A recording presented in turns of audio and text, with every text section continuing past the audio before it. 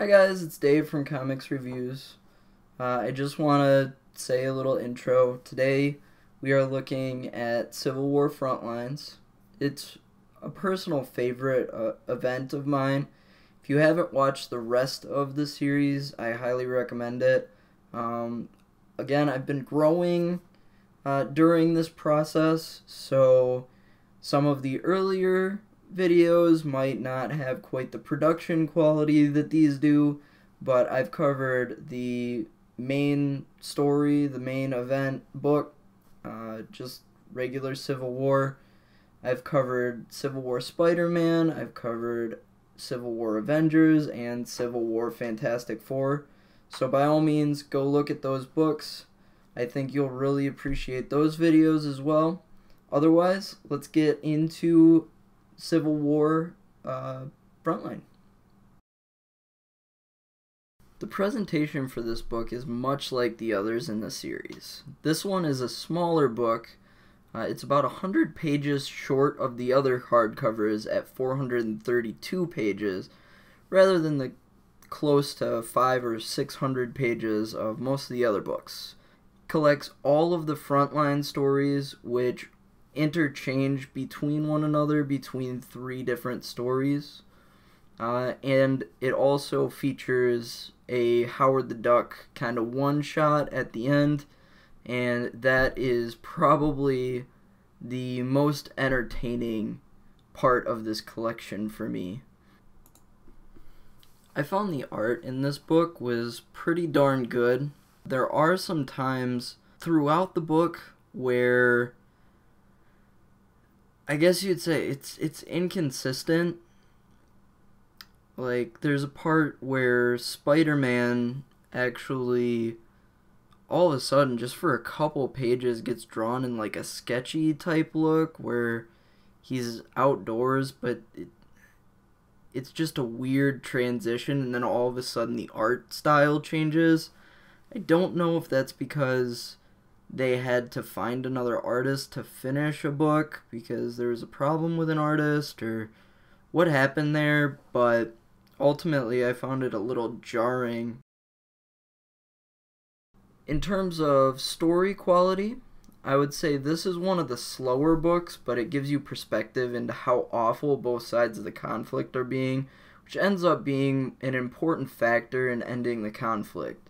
Feel like you're a regular everyday person watching television or reading a paper.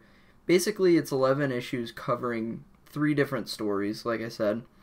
One is about a Daily Bugle reporter covering most of the fighting and riots on street. And number 2 is a story about one of the new warriors who survived the explosion in Connecticut. And that is originally what triggered the Civil War. Ultimately, by the people running the registration, he is held responsible for the inexperience of his team, and it basically follows his experience in prison and basically shows the kind of pressure that the people running the Superhero Registration Act and enforcing the Superhero Registration Act, the pressure that they put on people to register or to support registration in an active way. The third is a story featuring Wonder Man, who I had never really heard of before this book. This was, of course, one of my first series, but I had never heard of Wonder Man, so I was like, who the heck is this guy? He's basically working for the government, rounding up renegade superheroes that refuse to register, and he also is kind of the face of registration in the media for a while, supporting registration in television interviews and like late night TV shows. I didn't see this listed in the description, but like I said, one of the extras is Howard the Duck. In over a few pages, I would say it's a story between like probably 10 and 20. It's not even a full-sized one-shot, but he's attempting to register as a superhero, and overall he goes through the basically bureaucracy. He goes to a registration office which is kind of comparable to the DMV or a Secretary of State office for registering superhumans.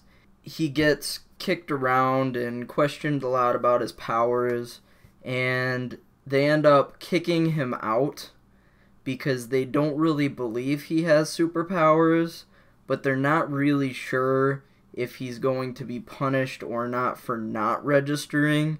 So it kind of just pokes fun at kind of bureaucracies in the government in general, and I think it was a lot of fun to read.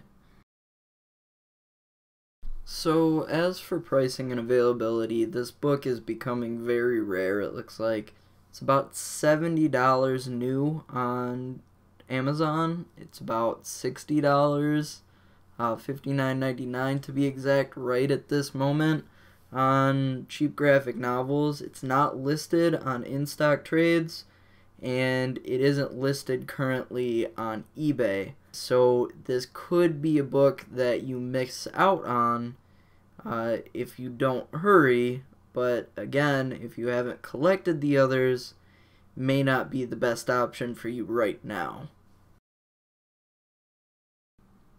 Overall, like I said, the more books we get into in this collection, the less important they're going to get, but that isn't to say they aren't reasons to pick this one up. It's rare to feel immersed like this book makes you feel. In the end, it ended up being a decent companion to the main story, because in the book, like I said, you see the super-powered characters like Iron Man and Captain America, and ultimately Spider-Man and all sorts of these super-powered characters from the perspective of normal people, for the most part. And I think that's where this book connects the most, is in that Daily Bugle reporter's eyes. He's just a normal, everyday guy. And there's no other book that's just about normal, everyday guys. So if you want that kind of perspective into this event and kind of seeing the politics from the other side, this book is definitely a recommendation I would make. Thank you for watching my video on Civil War Frontline. Again, I would highly recommend it to anybody who's been into the event so far. And please like, comment, subscribe. Of course, dislike the video if you dislike it. Leave me some constructive criticism. I'm always happy to take it and apply it to my future videos. I really appreciate you guys coming out and watching my videos. It's been great so far, and I've been growing steadily. I just really appreciate you guys watching. And otherwise, have a good night. See ya.